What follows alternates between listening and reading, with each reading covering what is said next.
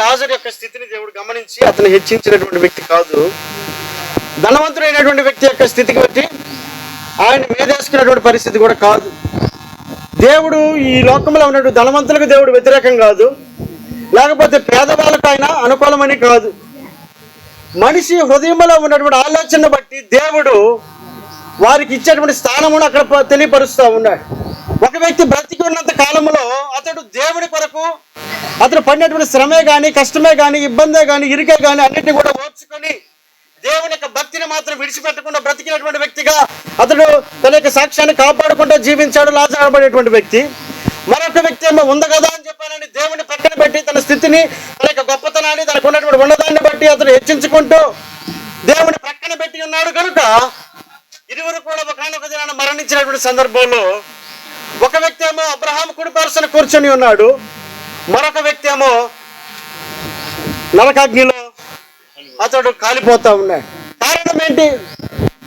ఇరువురిలో కూడా దేవుడు చివరిగా ఇచ్చినటువంటి స్టేట్మెంట్ ఏమిటంటే, నువ్వు బ్రతికినంత కాలము దేవుని గుర్తెరిగి ఉండలేదు కనుక నీకు ఆ స్థానము అని అంటా ఉన్నాడు. ఈ వ్యక్తి ఏమో తనకున్నటువంటి స్థితిని అంతటిని పక్కన పెట్టేసి, అలాగే తనకున్నటువంటి పరిస్థితులన్నింటి పక్కన పెట్టేసి, లేని దాన్ని బట్టి అతను కృంగిపోకుండా దేవుని మీద ఆధారపడి ఉన్నాడు కనుక, తన హృదయమాన దేవుణ్ణి హెచ్చించే వ్యక్తిగా ఉన్నాడు కనుక ఆ దినమున అబ్రహాము కుడి పార్శ్వన కూర్చొని ఉండడానికి దేవుడు అవకాశం కల్పించాడు. ఇరువురు కూడా వారి వారి సాక్ష్యాన్ని దేవుడు పరిశీలన చేసినప్పుడు ఒక వ్యక్తి ఏమో ఈ లోకమే శాశ్వతమైనట్టుగా అతడు ఎంచుకొని ఉన్నాడు, మరొక వ్యక్తి ఏమో ఇది నాకు శాశ్వతమైనది కాదు, నాకు పరలోకం అనేది శాశ్వతమైనది అని ఎన్నుకొని తనకున్నటువంటి స్థితి కంటే కూడా పరలోకమే గొప్పదని ఎరిగి తన సాక్ష్యాన్ని కాపాడుకుంటూ బ్రతికి ఉన్నాడు గనుక అతడు అబ్రహాము కుడి పార్శ్వన కూర్చొని ఉండగలిగాడు. దేవునికి మహిమ చెల్లిద్దాం. హల్లెలూయా, హల్లెలూయా. ఈ లోకంలో ఉన్నటువంటి అపోస్తలుడైన పౌలు సెలవిస్తున్న మాట ఏమిటంటే, నా మట్టుకైతే బ్రతికుట క్రీస్తే, చావైతే నాకు లాభమే అని అంటా ఉన్నాడు. అతను లాభముగా ఎంచుకున్నటువంటి పరిస్థితి ఏమిటి? ఈ లోకంలో ఆయన 5 సార్లు 39 కొరడా దెబ్బలు తిన్నాడు. అనేక సార్లు అతడు కొట్టబడ్డాడు, అనేక సార్లు అతడు దూషించబడ్డాడు, చాలాసార్లు వేయబడ్డాడు, హింసించబడ్డాడు, దేవుని కొరకు ప్రయాసపడ్డాడు. ఈ లోకంలో బ్రతికినంత కాలము అతడు సంతోషము అనుభవించినట్లుగా మనం చూడడం లేదు. కానీ ఆ భక్తుడు అంటాడు, నా మట్టుకైతే బ్రతుకుట క్రీస్తే, చావైతే లాభము. లాభం అట ఆయనకి. ఎందుకు లాభం ఆయనకి? ఈ లోకంలో బ్రతికినటువంటి మనం అనుకుంటా ఉన్నాం, ఓ చనిపోయిన వ్యక్తి అతను నష్టపోయాడని, ఈ లోకంలో ఉన్న సంతోషాన్ని కోల్పోయాడని మనం అనుకుంటా ఉంటాం. బ్రతికున్న మనమే గొప్పవారమని మనం అనుకుంటా ఉంటాం.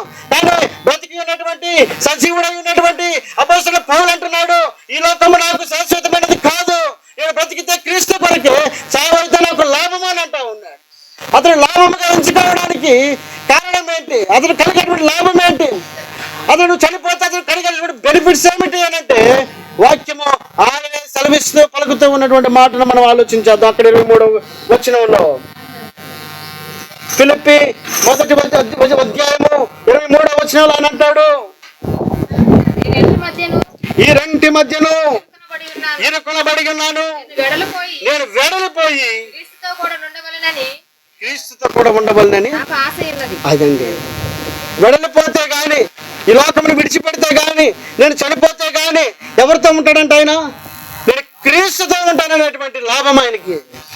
ఇప్పుడు మనకి ఎక్కడున్నాడు? దేవునికి దూరంగా ఉన్నాడని ఆయన దేవుని యొక్క స్వార్థను ప్రకటన చేస్తా ఉన్నాడు, శ్రమ పడతా ఉన్నాడు, కష్టపడతా ఉన్నాడు, 5 సార్లు 39 కొరడా దెబ్బలు తిన్నాడు. ఇంత శ్రమ పడ్డప్పటికి అతను అంటాడు, నా మట్టుకైతే బ్రతికితే క్రీస్తు కొరకే, చావైతే నాకు లాభమే. ఎందుకు లాభం అంటే, నేను వెడలిపోయి క్రీస్తుతో కూడా ఉంటాను. ఇతనికి ఉన్నటువంటి లాభం ఏంటంటే, క్రీస్తుతో కూడా ఉంటాను అనేటువంటి లాభం ఆయనకి. అదే ఆయన గుర్తెరుగుతా ఉన్నాడు, అది ఆయన ఎన్నుకుంటా ఉన్నాడు, ఆ మార్గం నడవడానికి ఇష్టపడతా ఉన్నాడు, క్రీస్తుతో ఉండటానికి అతడు ఆశ కలిగిన వాడిగా ఉన్నాడు. అది ఆయనకు మేలుగా ఎంచుకుంటా ఉన్నాడు, అది ఆయన లాభముగా ఎంచుకుంటా ఉన్నాడు. దేవునికి మహిమ చెల్లిద్దాం. హల్లెలూయా, హల్లెలూయా. అందుకే ఇక్కడ ఒక మాట చూద్దాం. 1 తెస్సలోనికీయులకు రాసినటువంటి పత్రిక 4:17 వచనంలో, ఆ మీదట సజీవులమై నిలిచియుండు మనము వారితో కూడా ఏకముగా ప్రభువును ఎదుర్కొనుటకు ఆకాశ మండలమునకును మేఘముల మీద కొలుపబడుదుము. కాగా మనము సదాకాలము అదండి వెడలిపోతేనే గాని ప్రభువుతో కూడా నేను ఉంటానన్నటువంటి నిరీక్షణ కలిగిన వాడై, ఇదిగో నాకు చావు అయితే లాభం అని అంటూ ఉన్నాడు. చనిపోతే కలిగే లాభం ఏంటంటే, ఒకవేళ ఈ లోకంలో ఉన్నటువంటి శారీరకమైన బంధానికి అతడు దూరంగా ఉన్నప్పటికీ ఆత్మ సంబంధమైనటువంటి దేవునికి అతడిని దగ్గరగా ఉంటానని అంటూ ఉన్నాడు. అంత మాత్రమే కాదు, కాగా మనము సదాకాలము ప్రభుతో కూడా ఉందుము. ఒక రోజు కాదు, 2 రోజులు కాదు, సదాకాలము. ఈ లోకంలో అయితే 70 సంవత్సరాలు అధిక బలం ఉంటే 80 సంవత్సరాలు అయిన ఆయాసము దుఃఖమే. దేవుడు పిలిస్తే ఏదో ఒక రోజు వెళ్ళిపోవాల్సినటువంటి వారమే. ఈ లోకంలో ఉన్నటువంటి మన యొక్క జీవితము శాశ్వతమైనది కాదు. ఏదో ఒక రోజు ఈ లోకాన్ని విడిచిపెట్టి వెళ్ళిపోయే వారమే. ఇది మనకు పర్మనెంట్ కానే కాదు. కాబట్టి వెళ్ళేటువంటి మనం ఎంచుకోవాల్సింది ఏమిటంటే, సదాకాలం నిలిచి ఉండేటువంటి దేవునితో మనం కలిసి ఉంటామనేటువంటి నిరీక్షణ కలిగి ఉన్నాడు. కనుక భక్తుడైనటువంటి పౌలు అంటాడు, చావైతే నాకు లాభము అని అంటా ఉన్నాడు. ఏమిటి ఆయనకి లాభం అంటే, నేను ప్రభువుతో కూడా ఉంటాను, నేను సదాకాలం ఆయనతో కూడా ఉంటాను. అక్కడ ఎవరు కూడా 80 సంవత్సరాలే 70 సంవత్సరాలే కాల పరిమితి లేదు.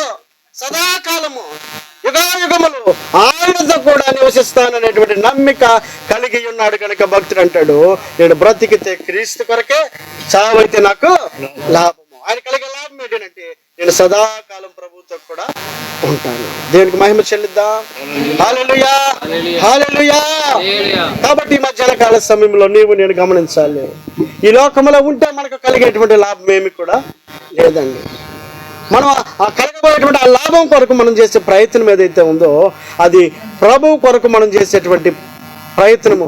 ఆయన నమ్ముకొని రక్షణ మారు మనసు బాప్తిస్మం పొందిన వారమై ఆయన కొరకు జీవించేటువంటి వ్యక్తులమై ఉండగలిగినప్పుడు పౌలు వల్ల మనం ఆలోచన చేయగలుగుతాం.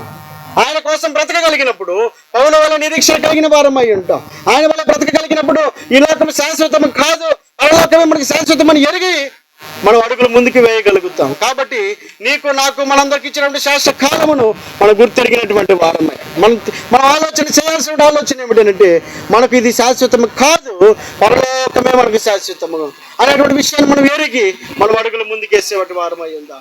అందరం కూడా ఈ మధ్యాహ్న కాల సమయంలో గమనిస్తాం, దేవుని యొక్క అడుగు జాడలు నడిచేటువంటి వారమై ఈ కుటుంబానికి దేవుడు ఆదరణ కలుగ చేసేటువంటి దేవుడు అయి ఉన్నాడు. ఈ కుటుంబానికి దేవుడు ఆదరణ ఇచ్చేటువంటి దేవుడు అయి ఉన్నాడు.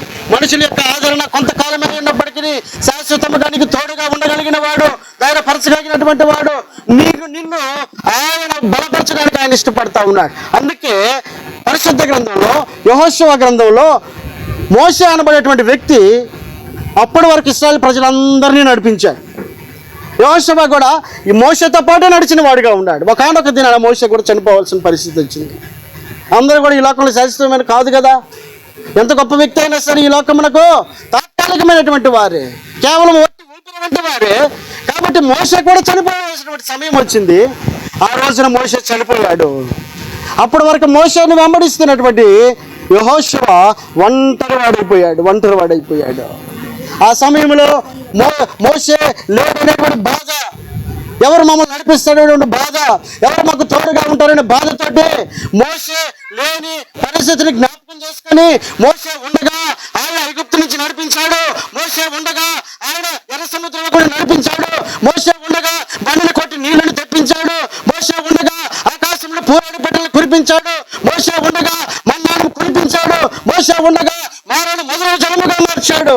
కాబట్టి ఈ రోజున మోషే లేడు. కాబట్టి నా పరిస్థితి ఏంటని యెహోషువ కుమిలిపోతా ఉన్నాడు, యెహోషువ కృంగిపోతా ఉన్నాడు. యెహోషువ అప్పటి వరకు మోషేను ఆధారం చేసుకుని నడిచిన వ్యక్తి, కానీ ఈ రోజున ఒంటరిగా ఉన్నటువంటి యెహోషువ, బాధపడుతూ ఉన్నటువంటి యెహోషువతో దేవుడు మాట్లాడుతూ ఉన్నాడు. యెహోషువ గ్రంథం 1వ అధ్యాయము, యెహోషువ గ్రంథం 1వ అధ్యాయము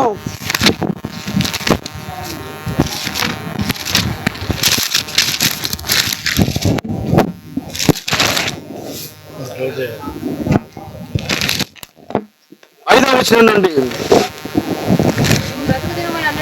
నీవు బ్రతుకు దినములన్నిటను ఏ మనుష్యుడును నీ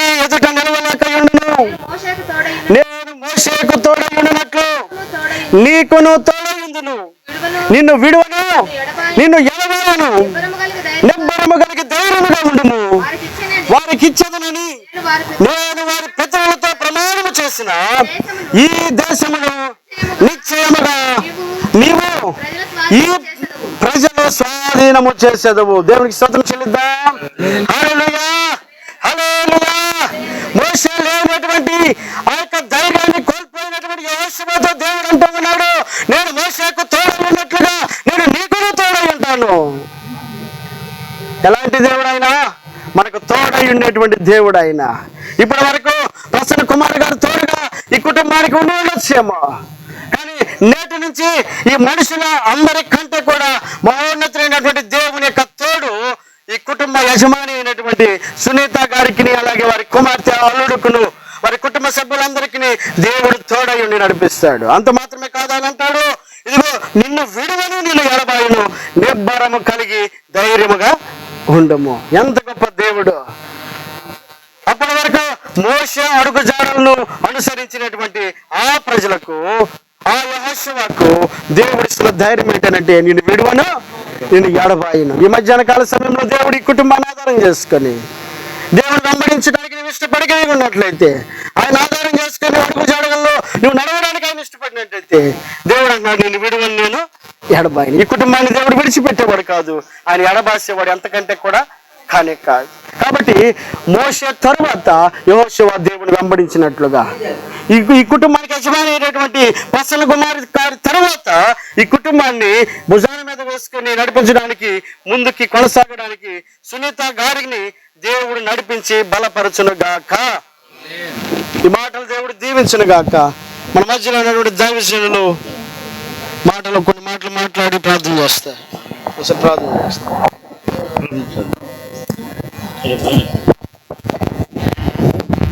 ప్రార్థన చేసుకుందాం. అందరం కళ్ళు మూసుకుందాం. ఇప్పటికీ 1 గంట నుంచి మరి ఎండలు బాగా రహస్యంగా ఉన్నాయి.